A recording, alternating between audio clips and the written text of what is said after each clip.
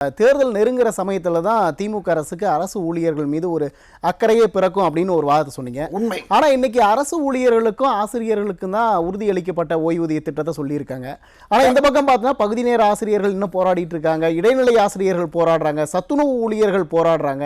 ஏன் சத்துணவு ஊழியர்கள் வந்து பிப்ரவரியிலிருந்து நாங்கள் தொடர் வேலை நிறுத்த போராட்டத்தில் ஈடுபட போவோம் அப்படின்லாம் சொல்கிறாங்களே, ஏன் அவங்கெல்லாம் அரசு கண்டுகொள்ளாமல் இவங்க ஆசிரியர்களுக்கும் அரசு ஊழியர்களுக்கு மட்டும் இந்த உறுதியளிக்கப்பட்ட ஓய்வூதிய திட்டத்தை கொடுத்துருக்காங்க? இவர்களுடைய கணக்கு வந்து எப்பொழுதுமே வந்து ஆசிரியர்கள் வந்து ஏற்கனவே சொன்ன மாதிரி அரசு ஊழியர்களுடைய தலைவர் மதிப்புக்குரிய தியாகராஜன் அவர்கள் என்ன சொன்னாருன்னா, இப்போ நடுவில் இவங்க போராட்டத்துக்கு முன்னாடி 2 வருஷம் முன்னாடி சொல்கிறார்.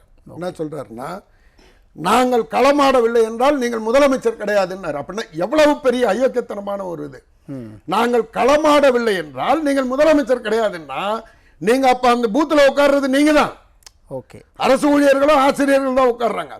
நீ அதை கருத்துல கொண்டு இன்னைக்கு எப்படி திடீர்னு மக்கள் மீது அக்கறை வந்து 3000 ரூபாய் இன்னிலிருந்து நான் வந்து எல்லாருக்கும் கொடுக்குறேன் அப்படின்னு நீங்க கொண்டு வரீங்கன்னு சொன்னா, ஏன் இவ்வளவு நாள் அந்த அக்கறை உங்களுக்கு இல்ல?